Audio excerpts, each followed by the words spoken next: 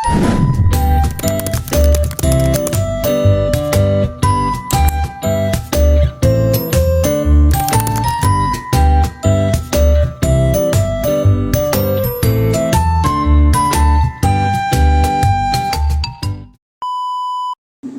pagi, Bu. Selamat pagi. Jadi Bu, kami dari mahasiswa Universitas Negeri Medan, jurusan Pendidikan Guru Sekolah Dasar semester 6, ingin mewawancarai Ibu mengenai manajemen kelas, yaitu mengemukakan masalah di dalam pengelolaan kelas, Bu. Tetapi Bu, sebelum itu izinkan kami untuk memperkenalkan diri, Bu. Kami ada 5 orang di sini, Bu. Saya sendiri Mannawa Salwasitorus. Saya Lestaria Singamora, Bu. Saya Maharani Puspasari, Bu. Saya Monika Damanik, Bu. Saya Mary Supayul, Bu. Terima kasih. Saya juga akan memperkenalkan diri. Saya Ibu Teti Nababan. Oke ya, lanjutkan silahkan. Baik Bu, jadi boleh tahu Ibu mengajar di kelas berapa Bu? Ibu untuk tahun ini mengajar di kelas 5. Di kelas 5. Langsung saja kita ke pertanyaan yang pertama ya Bu. Oke, silahkan. Iya Bu. Untuk yang pertama Bu, apa permasalahan utama yang Ibu identifikasikan dalam mengelola tingkat konsentrasi siswa Bu, dan perhatian siswa di dalam kelas Bu? Maksudnya masalah yang dihadapi gitu ya? Iya Bu, dalam. Kalau masalah di setiap kelas itu setiap tahunnya biasanya ada. Kalau masalah yang di kelas saya untuk tahun itu biasanya itu terletak dari minat anak ya, minat anak yang kurang belajar, mungkin karena kurang diperhatikan di rumah ya. Kemudian itu satu lagi faktor HP mungkin atau gadget ya di rumah. Terkadang siswa itu banyak sekarang yang kurang diperhatikan orang tuanya, main HP sampai larut malam, sehingga sampai di sekolah konsentrasi belajar kurang. Nah itu. Dan itu pada umumnya memang dikarenakan karena faktor orang tua yang kurang memperhatikan anak. Begitu ya, itu kira-kira. Lanjutkan, silahkan. Nah, untuk pertanyaan kedua kan, Bu, apakah Ibu menghadapi kendala dalam memberikan bantuan atau dukungan kepada siswa yang mengalami kesulitan belajar itu, Bu?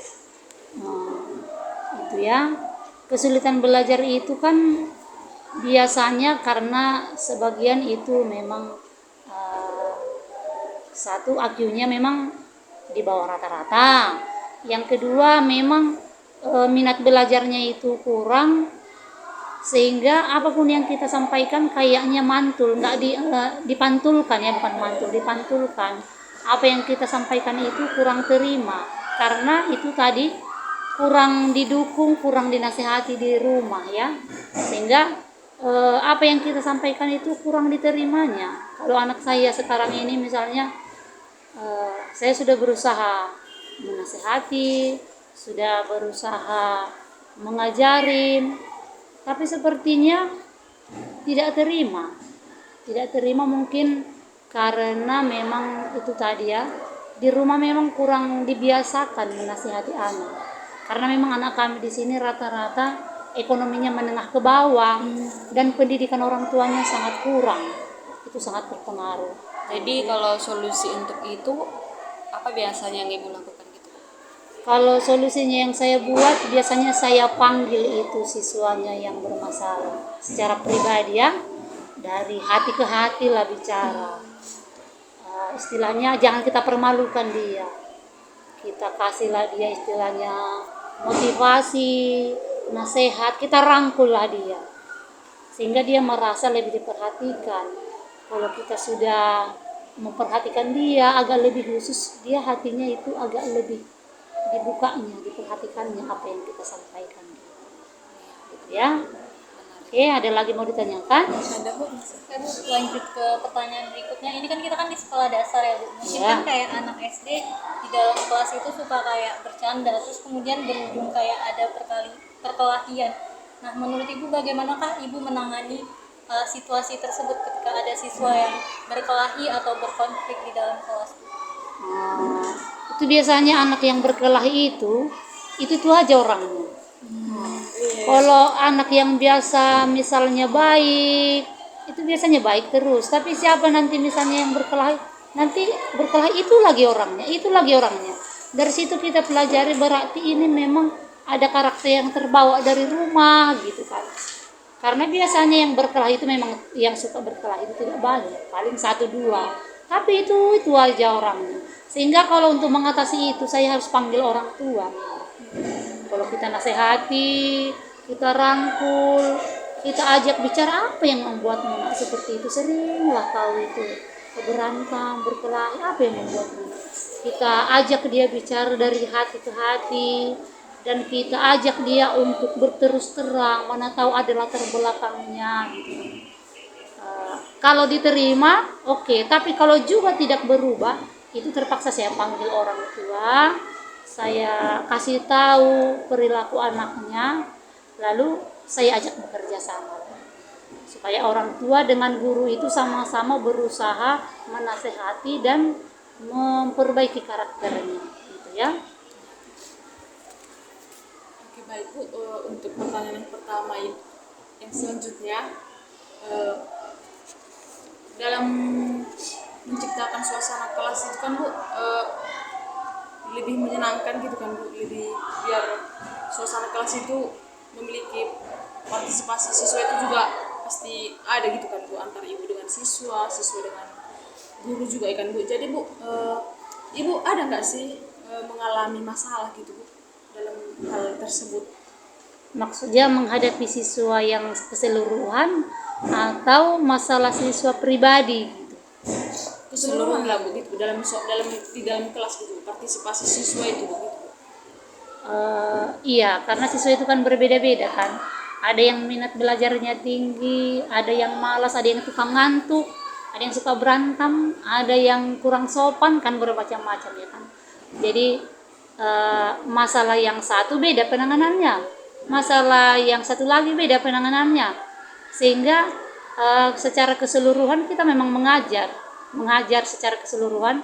Tapi ketika ada permasalahan, kita harus menyelesaikan secara pribadi-pribadi, tergantung masalah yang dihadapi. Kalau misalnya masalahnya yang di tingkat lambat belajarnya kan, itu pasti pelajarannya kita tambahi lagi dengan yang lambat tadi. Misalnya setelah pulang, kita panggil lagi dia, kita kasih lagi tugas tambahan sama dia, atau tugas yang berbeda lah kesulitannya dari yang lain ya kan. Nah gitu, itulah cara penanganan saya, beda masalah beda penanganan. Oke, baik Bu. Pertanyaan selanjutnya, bagaimana Ibu mengatasi permasalahan siswa yang cenderung menunjukkan perilaku yang tidak sopan atau mengganggu dalam kelas? Oh, yang tidak sopan itu ya. Siswa yang tidak sopan itu memang berbeda ya. Ada tidak sopan dalam hal bicara, ada yang tidak sopan dalam tingkah laku ya kan. Ini juga berangkat dari rumahnya itu. Itu pasti penanganan di rumah itu yang kurang gitu kan. Karena di sekolah ini kan tujuan tugas kita memang mengajar. Tapi kalau sikap dan karakter mereka juga sudah melenceng, pasti kita juga harus atasi ya kan. Yang tidak sopan ini ada itu mungkin latar belakangnya dari rumah, mungkin juga karena orang tuanya sering misalnya di rumah bicara kurang sopan, itu bisa. Ada juga itu pengaruh karena lingkungan tinggal, mungkin pengaruh tinggal di situ orang-orang yang sering cakap kotor bisa berpengaruh ya kan. Sehingga itu harus kita panggil, kita ajak bicara secara terbuka, dan kita rangkul ya, jangan kita permalukan ya. Kalau kita permalukan bisa makin menjadi itu.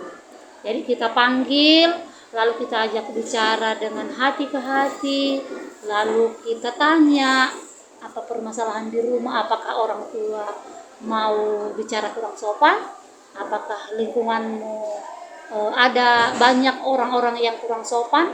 Lalu setelah dijawab apapun latar belakangnya, kita kasihlah masukan nasihati, kita kasihlah motivasi bagaimana dia, kalau dia bagus nanti bicaranya apa akibatnya, nanti ke penilaian juga ada efeknya, sehingga nanti untuk contohnya naik kelas atau di pelajaran agama itu bisa pengaruh. Jadi walaupun begitu juga, walaupun bukan karena itu, bisa juga kita tidak disenangi orang, bisa juga kita nanti dicela orang. Jadi caranya dengan banyaklah bergaul dengan orang-orang yang baik, yang berkata sopan, dan akibat dari yang kau perbuat itu pasti kamu nanti tidak punya teman. Nah, kira-kira itulah yang saya perbuat, gitu ya. Baik, Bu. Oke, masih ada pertanyaan lagi? Masih, Bu. Nah, silahkan. Untuk selanjutnya, Bu, terkait pengelolaan waktu nih, Bu. Apakah ada masalah yang Ibu hadapi dalam pengelolaan waktu dalam menjalankan jadwal pembelajaran di kelas, Bu? Gitu ya, kendala dalam pengelolaan waktu. Iya, Bu. Itu kalau pengelolaan waktu kan sudah ada jadwal.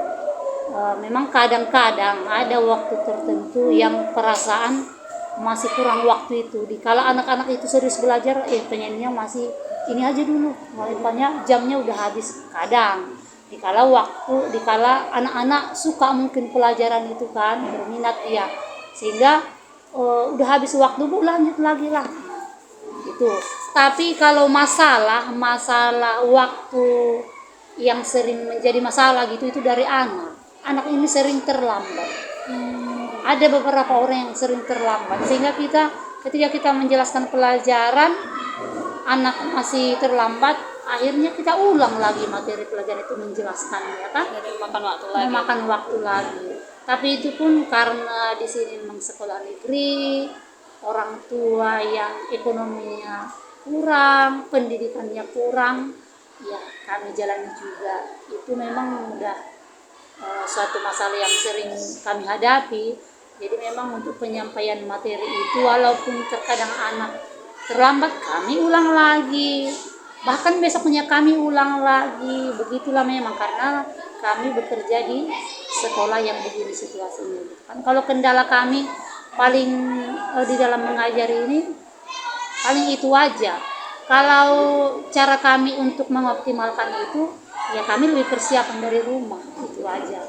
Misalnya pengaturan jam itu jangan sampai misalnya udah harusnya siap ini belum siap, jadi kami sudah persiapkan dari rumah pengaturan jadwal itu, gitu ya.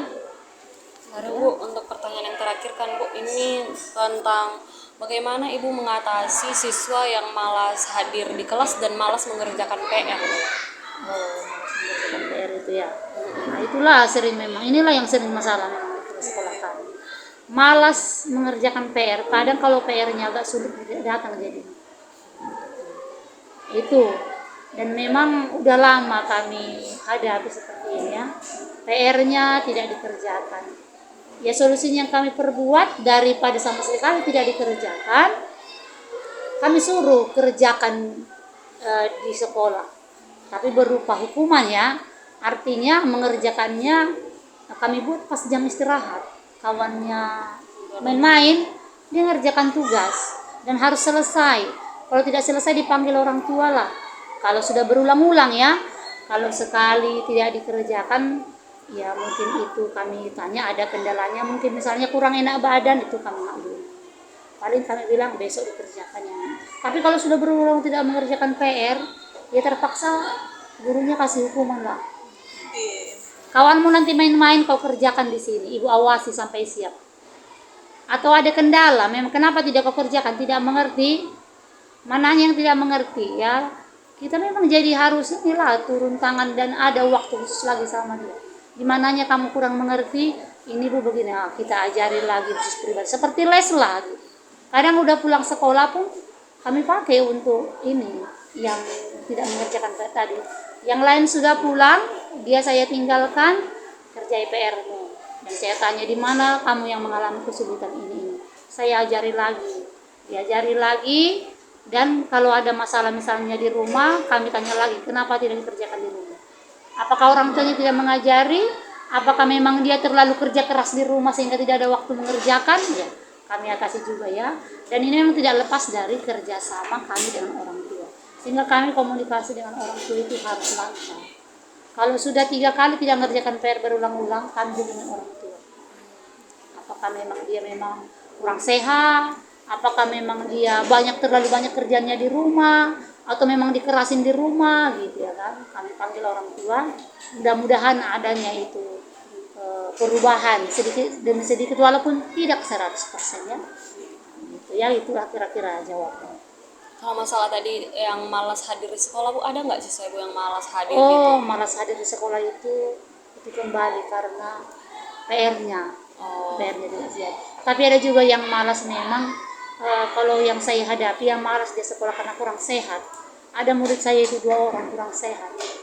Nah, itu kembalilah ke orang tuanya, udah kami panggil juga, kenapa anak ini